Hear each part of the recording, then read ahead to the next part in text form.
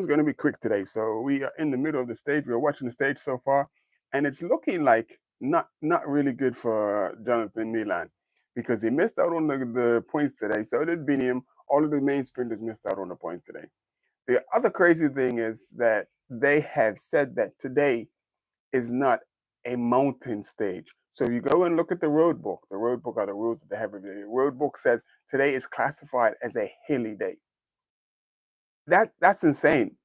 So they're finishing on Mount Ventoux, and basically these are the two mountains, the Hautacam and Mount Ventoux are the two mountains that really where Tadej Pogacar's Achilles heel, and and yeah, he just really like he imploded on Hautacam, and then he also didn't do so good on Mont Ventoux. I believe that's the stage that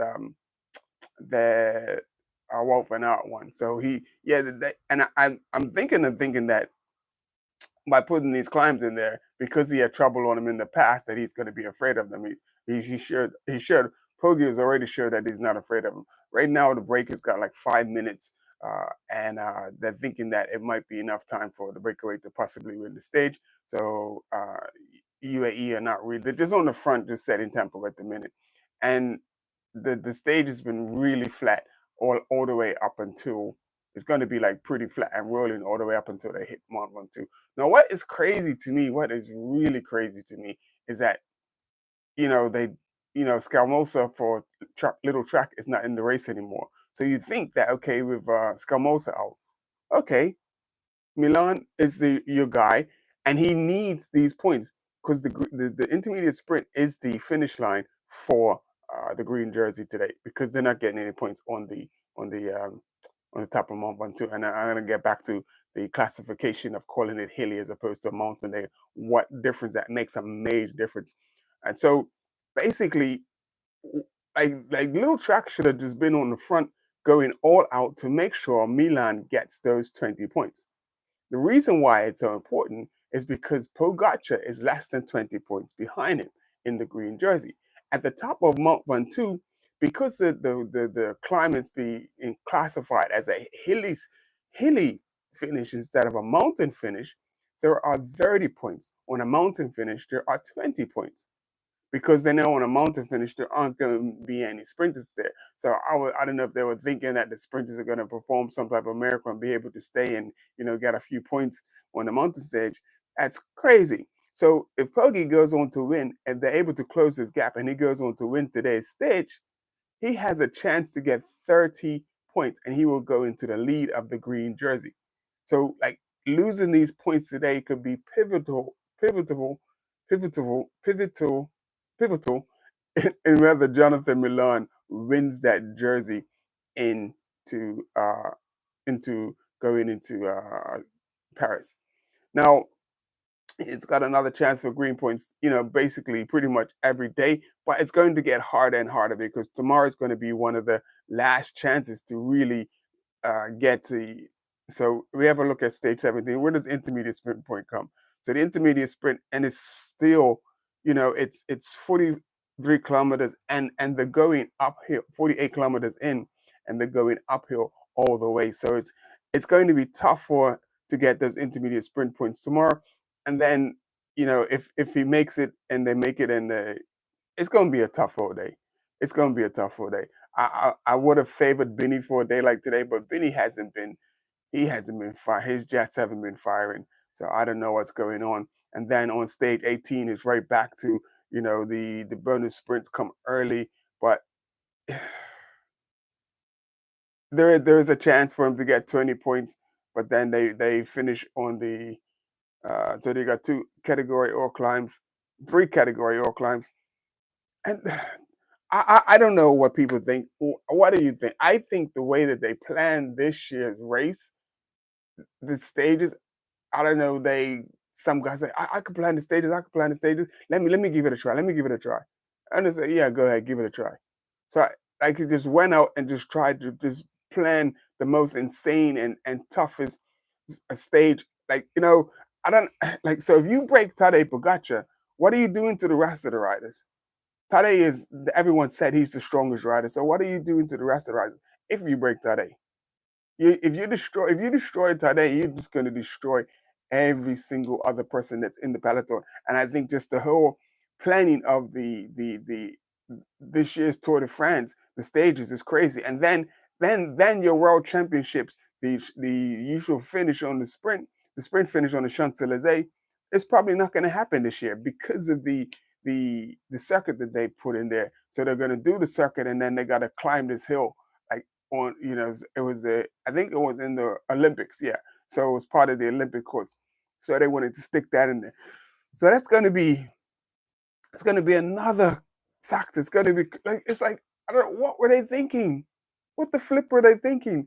The, it's one thing to try to make a race entertaining, and then the other thing is to make sure when you're doing the race is to make sure that the riders can still go away from the race saying, okay, yeah, I enjoyed that. It was tough, but I was able to get through that. You don't want riders leaving when that was stupid, that was insane, and then, questioning everything. So that's what riders are going to be doing. So at the minute, you got 42 kilometers to go. You got the Healy group that's 139, a minute and 39 ahead of the uh, a second group, or the group was like 29 riders, and then it's split up. So I think you got like 10 riders up front, and then you got the uh, the group that was part of the breakaway, and then you got the peloton at 6 minutes. Now it's getting on the 6 minutes and 42 kilometers to go. So I don't know what's going on. I mean, 13K is a long climb. So Mont Ventoux, I believe, is like 13.2 kilometers. So that's a long way to go to get to the top. So how long exactly is Mont Ventoux? It says 15.6 kilometers is Mont Ventoux. So that's a long way. Um, I don't know. 6 minutes is looking like it may be enough.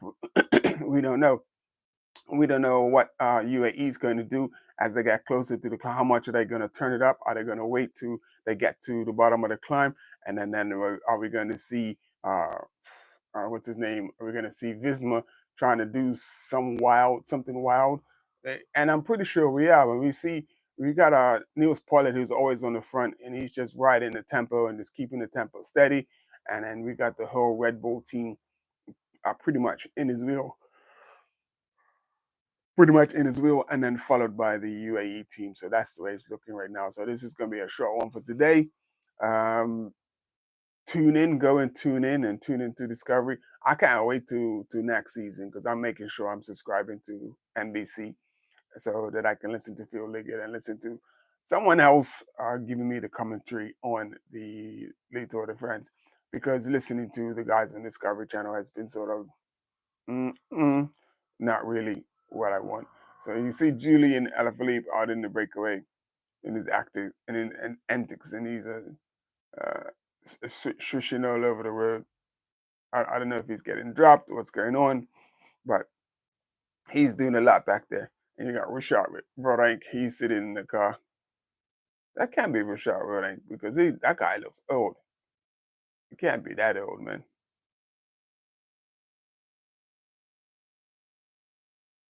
Anyway, that's about it. It's the GOAT. What's up? How you doing? No, I don't remember you, but thanks for tuning in.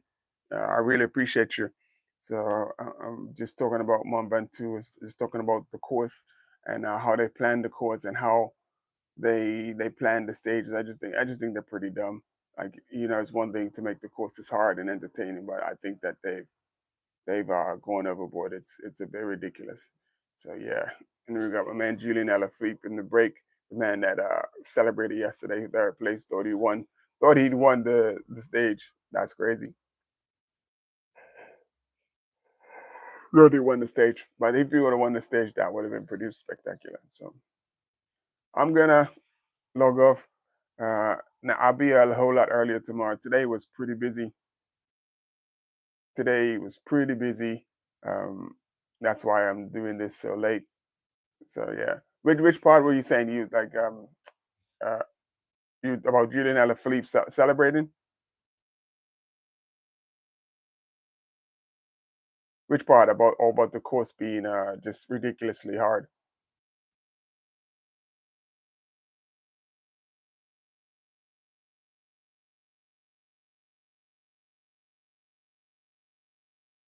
Yeah. Yeah, it's just stupid. And the reason, my main reason for saying that it's stupid is that if you make this race as hard as you can, and if Poggi is the strongest rider in the race, he doesn't really have to be too tactical. He just has to use his strength and just when it comes to the hard parts, ride hard because he's stronger than everybody else. So whoever thought that Visma would be able to punch, punch, and then do damage, they didn't think this out too well. So they put that hard stage before the time trial. Then they put that hard ass time trial with that stupid, that wall at the finish was like, 15 or 16%. Then you had a hard day after that. Then you have the rest day, and now you have one, two. It's just been like, yeah. And you see the riders are suffering. You see all the riders are suffering bad because the difficulty of the race. You see, and I think that's part of the reason why uh, I'm not even. I don't even. Like I'm not even mad at Remco for pulling out of the race because it was just you. I think you have to. You either you want the riders to race and enjoy the race, but you don't want to destroy the riders. And I think that's what they're doing. That is, you destroy a little bit of the rider each day, and then you want them to come back. You want them to give the best. You want them. It's like it's so much money involved. I think that's the other thing. That's the other key factor. Man, it's just so much to talk about. So yeah.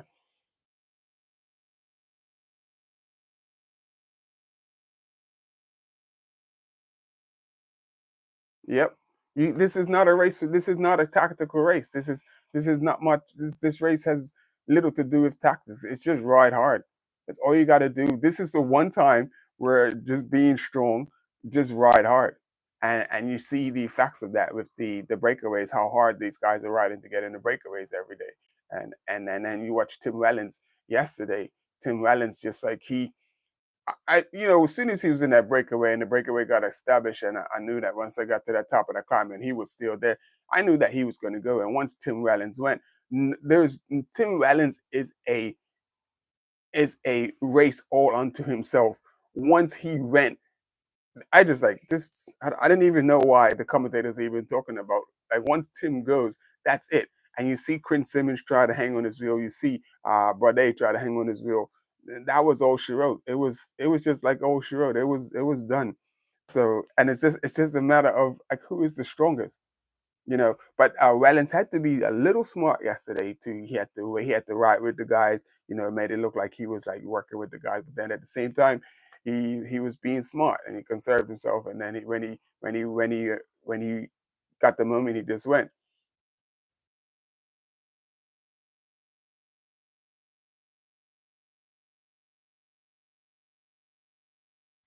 man.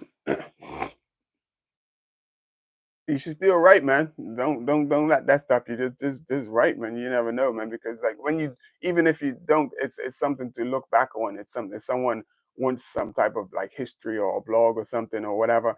You can always refer back to what you wrote and stuff. So this is why I'm doing this because I know I have a plan. I have a goal. Like I'm going to get to a certain place in a certain time.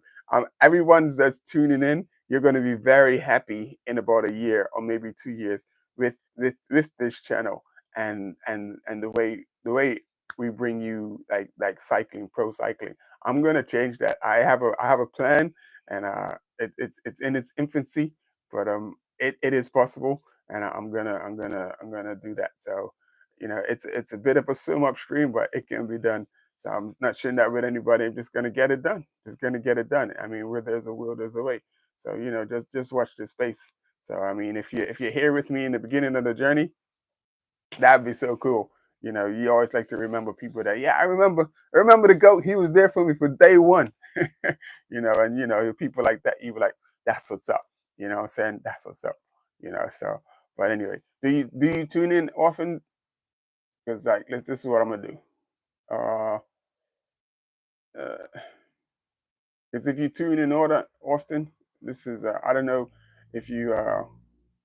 I'm gonna be very selective with this. Where are you from?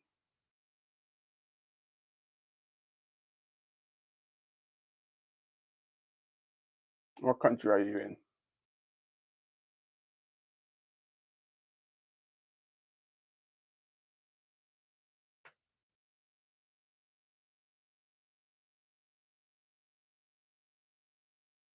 From Egypt. Cool. That's pretty dope. Do you follow cycling heavily?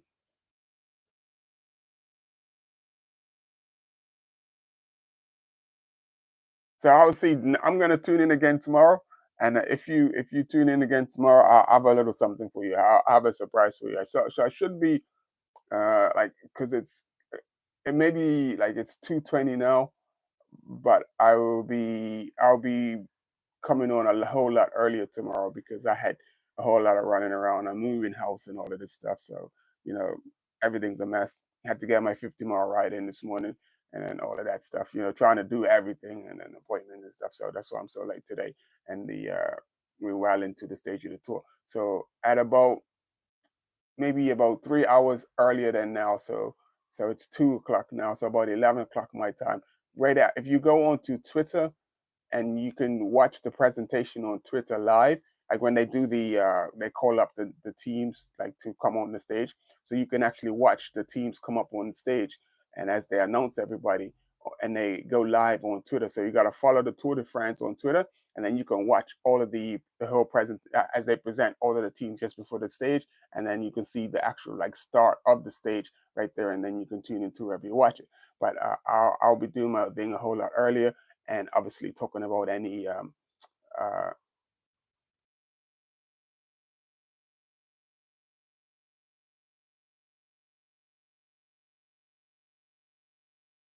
yeah, there you go. I totally agree with you. I totally agree with you. So but yeah, I was saying so like on Twitter on Twitter or X you can watch the team presentation because they call or the like where the team sign in, so you can watch all of the teams go up and they're on a big stage and a microphone and they speak to some of the riders. They give out prizes, who was probably the most aggressive or what teams in the lead and stuff and all, on the GC and stuff. And yeah, and it's pretty cool to see. So during that time I'll probably be going live tomorrow, so 3 hours early. So if you join me tomorrow, I might give I might have a little surprise for you.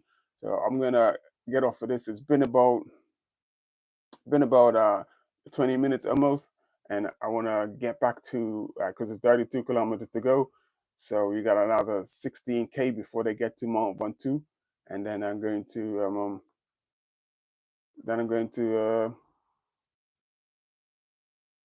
give you my race report later on today. So yeah, well, good luck with the restaurant business, man. So if I ever get to Egypt, if I ever get to Egypt, I might have to just try and look you up.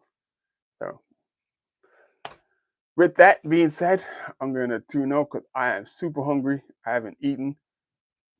Did a big old ride today, and I've only had like a few snacks and everything. I am hungry. So anyway, thank you for tuning in. I appreciate everyone who's hit the like button and everyone who's chimed in. Glad I could. I'm glad. I'm glad. I'm glad there are other people that I feel. I don't feel like I'm alone. I don't feel like I'm crazy. All righty, man. We'll see you tomorrow. See you tomorrow, and we'll tune in and we will see the effects of today because tomorrow's day should be a little easier. All right, peace out, people. See you later. Stay blessed.